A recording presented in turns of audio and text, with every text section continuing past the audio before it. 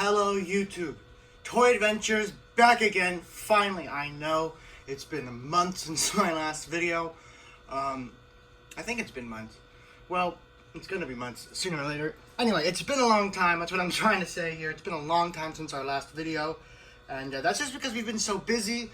The only reason I haven't done reviews is because I haven't bought a Jurassic Park thing in a long time, because I've gotten most of the new wave. But we finally have something to take a look at today. That is going to be the Concavenator, or Concavenator. No, it's Concavenator. Concavenator. So we're going to be taking a look at the Concavenator, the new one from the Dino Rivals line. If I'm pronouncing that wrong, just kind of deal with it, because, you know, I'm dumb. As for the new toy movie, we have plans of filming this Saturday, but as you guys can see, the weather just isn't having it. It is currently raining really hard. I'm currently being rained on. So this is the reason why we might not be able to film anytime soon in February. As soon as this rain stops, we'll be back to filming toy movies. Just so you guys know why they haven't been coming out.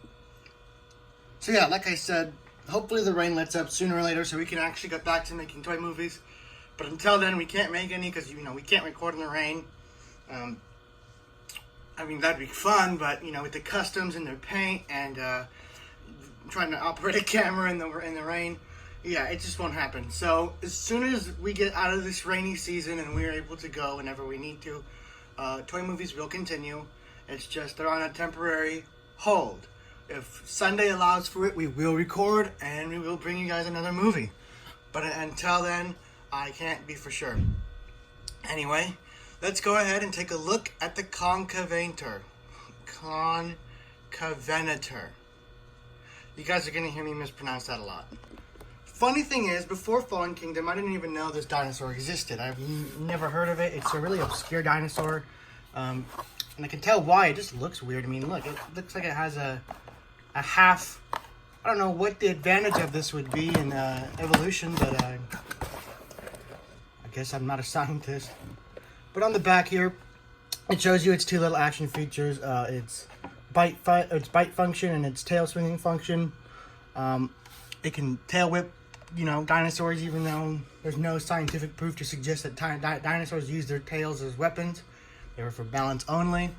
You have his little card here with all his stats. You have the other two. There's the Triceratops, which I still haven't gotten, and the Parasaurolophus, which I now proudly have two of, because I wanted to make a little herd for the videos. So now I have actually four. I have two of the original Kenner Parasaurolophuses, and I have two of the Mattel ones. If you guys want to see a review of that Mattel Parasaurolophus, go ahead and let me know down in the comments, because I don't really find it that interesting, but if you guys really want to see a review on it, I'll go ahead and whip that up for you guys. Anyway, taking a look at this front packaging, you have the name Concavenator right here, Dual Attack. You have a picture of Owen and the Triceratops and T-Rex, and standard Dino Rivals packaging. The Jurassic World logo right here, and it just shows you all its features. You know, pretty standard for this new wave of boxes. On the bottom, there's nothing really. You know, it's a very basic box. It took me a while to find this figure. When I found all the other Dual Attacks, the first time when I found the Albertosaurus, Para, and the Bite and Fight, I did not find this guy, and I couldn't find him since then. So pretty much since the Albertosaurus review, I've been looking for him, and I haven't been able to find him. I've been checking Walmarts almost every week. Nothing. So I'm really happy to finally get him, even though I was never really, you know, planning on being that hyped for it. I still had to get it, so it kind of made it fun that it was so hard to find, because it gave me something to do. But now that I've found it, I'm just waiting for Mattel to release the new stuff so I can go back on the hunt. But for now, let's take a look at the Concavenator. And boom, here he is out of the packaging, or she, whatever, I don't care. One thing I have to say about this thing is it's a lot smaller than I imagined it was going to be. I thought it was going to be at least like this long, maybe this tall. But no, it's pretty small. I know it's a little early for size comparisons, but I just want to convey of how small this is, because it is smaller than the Albertosaurus. There's a little human action figure to it. It's pretty much like a large raptor. Here's the battle damage. And we'll get to that at the end of the review. For now, let's just take a look at the Concavenator. So, this one has a much better paint scheme than the Albertosaurus. You guys know if you watched that video, I was not too pleased with that paint scheme at all. Very basic and dull. This one seemed to be a big improvement. I mean, you have this nice, kind of like, I don't know, burgundy, this really like orangey reddish color up here on the top, going over his little spine, and then you have a nice like yellow coming down into the tail. Cool little red like spot around the eye, I guess you'd say. I don't know what that'd be classified as. Little red spot around the eye, and you have this nice yellowish beigeish under to his jaw. I wish that carried through to the entire bottom like it does on most Kenner figures. But, you know, it's Mattel. Paint is usually where they fail, but sculpts is where they succeed. Anyway, you can just tell all along this thing, it has great sculpting work. And you have all kinds of bumps and ridges. For those that don't know, the kind of like spiky looking bumps on a dinosaur skin. Yeah, where's a good example of them? Like on the Carnotaurus here, I just have these at hand because I was taking pictures with them.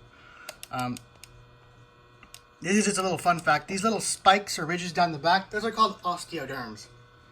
So when I say osteoderms, I mean these little kind of bumps. They're more of like armor plating or spikes, but they're not really spikes. They're just kind of like bumps. They're called osteoderms. Anyway, he's got a bunch of those going down the back of his head. He's got some here on his shoulders and some at the back of his hips. You know, just some, you know, extra detailing to look at. He's got really good, like, scaling work. Like, you can see each individual scale right here on his arm. So I can get a good shot of that. And you can just tell it. Look at his arms. They're, for one, they're ripped. This dude is swole. Two, it's just so nicely detailed. You can just see all the little scales in there. It looks so reptilian. That same treatment gets down to about where the knee is. Right below the knee, he's got more of that great scaling work. I really wish they did that with the whole figure. That would have made this thing look so realistic. If they would have just kept that scaling work throughout the entire body, but you know, you can't have everything. Another thing I gotta praise Mattel on this. I have to praise Mattel on this. He stands exceptionally well. You just see me prove that right there. I mean, this guy, there's no standing issue whatsoever. This guy can take it. I love that. And that's good because he doesn't have any ankle rotation. So if he did stand poorly, he'd be kind of screwed. So good on you for that. You finally made a dinosaur that can, you know, withstand being slightly bumped. Oof.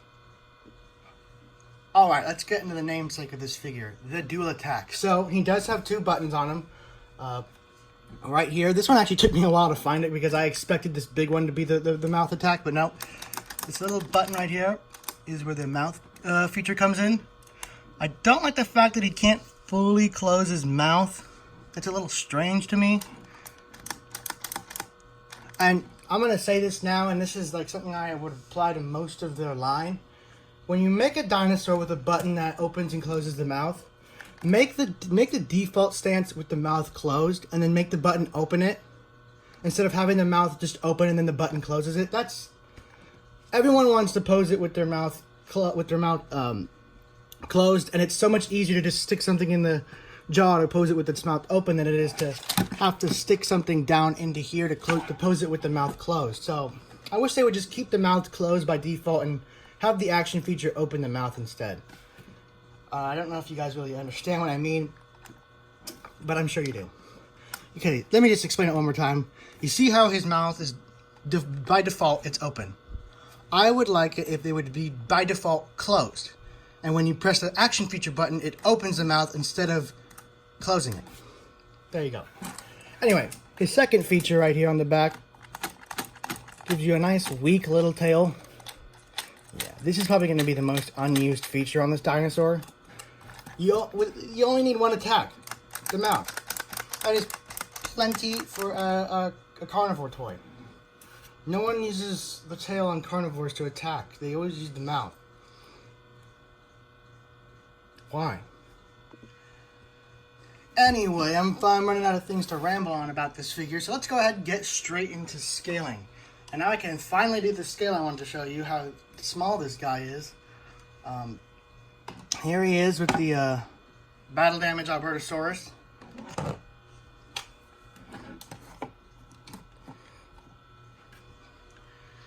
He's pretty small. And who else do I have at hand? Here he is with the I forgot what these are called. I forgot what this class of dinosaur was called. You know, these toys. They had like their own little name, and I can't remember what they're called. This had the Stegosaurus and the Suchomimus. Anyway, here's that with the Carnotaurus from that line. Even the Carnotaurus outclassing that guy. Oop, he's gone. I don't have my original Thrash and Throw at hand, so I'm going to go ahead and flex on you guys one more time with the Bold T-Rex Thrash and Throw. And, yeah. There's just no comparison. And for final, we're going to go ahead and go with the Battle Damage Velociraptor. Ooh. What's this? What's this? Yeah, you guys will be seeing that in the next video. Toy movie. Anyway, guys, it's pretty much all I have to say about this figure. It's not really that special. It's an average dinosaur toy, but it's nice to get another species added to the line. A species that we've never gotten before from any Jurassic series. I don't even think this species has been mentioned before. I could be totally wrong on that. But, I know it's definitely never been a toy. So, it's nice to have it added to the roster. So, I'm not going to complain about that, but it is pretty average. You're not missing too much if you skip out on this one, but if you're a completionist or you just want everything, all the new stuff, get it, because it is pretty good. It's a quality dinosaur toy, but it's nothing extraordinary like the Thrash and Throw or the, you know. Anyway, guys, that's going to pretty much wrap it up. Like I said, when the rainy season stops, toy movies will continue. I promise, but as it stands, it is too cold, too wet, too windy outside to do much of anything. I can't even go out and take pictures, and that's what I want to go do today, but it's a hurricane outside, so that's not happening. That got tossed in the bin. So yeah, thank you guys so much for watching. This has been Toy Adventures. Until we meet again, guys, see you later.